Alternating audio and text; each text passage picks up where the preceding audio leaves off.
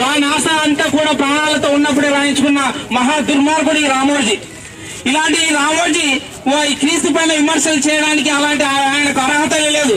ప్రపంచ దేశాలలో గాని ప్రపంచ రాజ్యాలలో గాని ఉన్నటువంటి ప్రపంచ జనాభా మొత్తం కూడా యేసు ప్రభుని అంగీకరిస్తున్నారు. ఆయన నమ్మినటువంటి ప్రజల మనోభావాలను గాయపరచడము, దెబ్బతీయడము ఎంతవరకు సమావేశం. ప్రభుత్వం వెంటనే శిక్షించాలి. వెంటనే వీరికి పత్రిక ఇచ్చినటువంటి అధికారులు గాని ఆ అధికార మీడియా సిబ్బంది గాని యంత్రాంగాన్ని వీళ్ళు వెంటనే రాసిన లెటర్స్ పైన రాసిన పత్రికల పైన వారిని శిక్షించాలని క్రైస్తవుల తరఫున అందరి తరఫున మేము ఈ రోజు డిమాండ్ చేస్తున్నాం.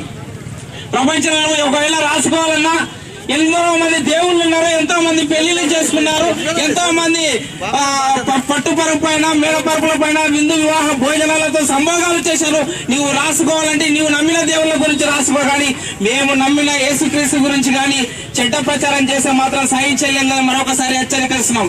4 గోడల మధ్య పాటలు పాడుతూ ప్రార్థన చేసుకుంటే క్రైస్తవులు చేయాల్సింది చాలా ఉన్నది. ఇలాంటి మనం నమ్మిన క్రీస్తు పైన చెడు విమర్శలు చేస్తున్నప్పుడు మనకు కూడా అవసరమైతే మరొక పౌరులాగా నిలబడాలి, మరొక పేతుర్ల సంఖ్యలలో కూడా వెళ్ళడానికి సిద్ధపడాలి. మనం స్టీఫెన్ లాగా పోరాడవలసిన అవసరం ఎంతైనా ఉందని క్రైస్తవ సహోదరులు కూడా మరొకసారి తెలియజేస్తున్నాను.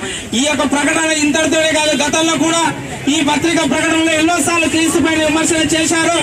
డావిడ్స్ కూడా మరియను పెళ్లి చేసుకున్నారని, ఆయనకు పిల్లలు ఉన్నారని, లేకపోతే ఆయన భారతదేశంలోకి వచ్చి కాశ్మీర్ లో విద్యను అభ్యసించాడని, అనేక శిలువపై మరణించలేదని ఎన్నో తప్పుడు అభిప్రాయాలు క్రీస్తు పైన కుట్రపడ్డారు. ఒక బలరాం సవర్కర్ గాని, ఎల్వి బ్రహ్మం అనేవాడు కానీ హేతువాదులు కూడా ఒక క్రీస్తు పైన హేళన చేస్తున్నారు, ఒక క్రీస్తునే టార్గెట్ చేస్తున్నారు.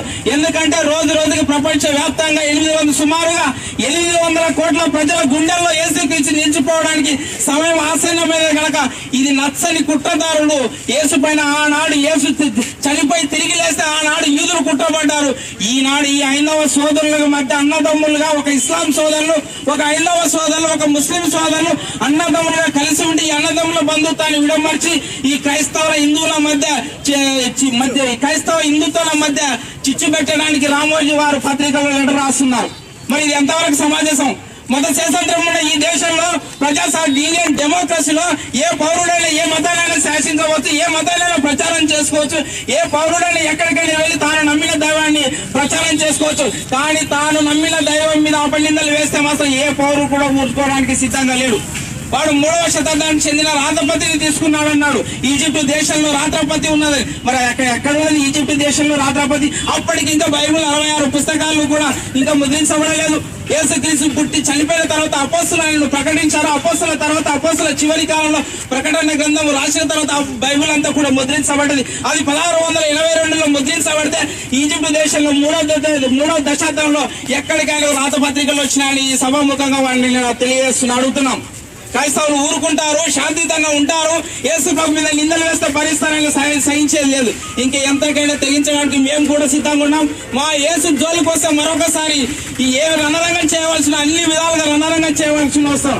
ఆనాడు యేసు యూదుల మధ్య, రాజుల మధ్య, పరిశీలన మధ్య నిలబడి నా లోపల నేరం ఉందని నిరూపించే మనగాడు ఎవడున్నాడని దెబ్బతరిచి ఆనాడు సవాలు విసిరాడు నా యేసు. ఈనాడు ఈ రోజు నువ్వు పత్రికలో యేసు భారతానికి నీకు ఎన్ని గుండెలు రామోజీ. ఒకవేళ అవకాశం వస్తే నువ్వు ఢీకొట్టాలంటే క్రైస్తవులతో ఢీకొట్టలో చాలా జాగ్రత్త.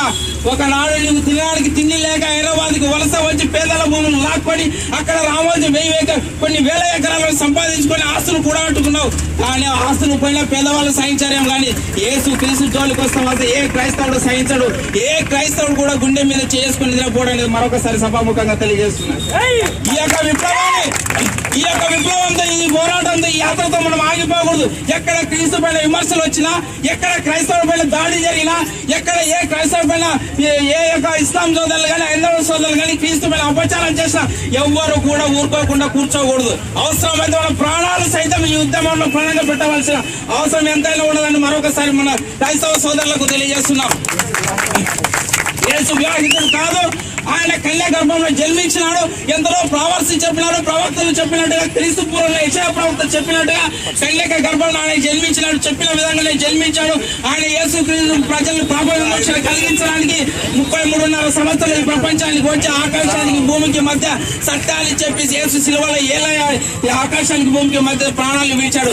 మనం కూడా సత్యం కోసం పోరాడాలి. అవసరమైతే చెరసాలకు వెళ్దాం, అవసరమైతే సంఖ్యలతో జైలుకు వెళ్దాం. అంతేగాని ఈ తప్పుడు మాటలు రాసిన మనమంతా చూస్తూ కూడా కూర్చోకుండా చూస్తూ ఊగా ఉండే ప్రసక్తి లేదని మరొకసారి క్రైస్తవ సోదరులకు విజ్ఞప్తి చేస్తూ ఈ పోరాటం మనం అందరం కొనసాగిద్దాం. క్రైస్తవుల ఐక్యత, క్రైస్తవుల ఐక్యత. మన ముందు ఇంకా పెద్దలు ఉన్నారు. పంచమోక్ష ప్రదాత, పంచమోక్ష ప్రదాత, దానికి సగపరుచుడు, దానికి యుగ పరుచుడు, దానికి సగపరుచుడు. యేసుక్రీస్తు యేసుక్రీస్తు యేసుక్రీస్తు యేసుక్రీస్తు. వాస్తవాన్ని మీ ముందు ఉంచాలని ఆశపడుతున్నాము. వార్తాపత్రికలు అంటే మనకు చాలా నమ్మకం, కానీ ఈ రోజుల్లో నమ్మకాన్ని కోల్పోయి పొట్ట పొడిసిన కొరకు పంచుకునే పేపర్గా ఈరోజు మనం చూస్తున్నాం. లేని వార్తలు పుట్టించి అసత్య ఆరోపణలు సృష్టించి కొత్తదనాన్ని వార్తాపత్రికల్లో చూపి 2 కాసులు సంపాదించుకొని బిల్డింగ్ల మీద బిల్డింగ్లు కట్టుకొని కొత్త గార్డెన్లు పంచుకొని దేశాన్ని లేక మతాల మధ్యలో చిచ్చుపెట్టే వార్తా పత్రికల గురించి ఈ రోజు మనం ప్రత్యేకంగా చూస్తూ ఉన్నాం. దానికి నిదర్శనమే యేసు క్రీస్తు ప్రభుల వారు వివాహం చేసుకున్నాడని, ఆయన చేసుకున్న తర్వాత ఆమెను వేశ్యగా చేశారని, 2 కుమారులు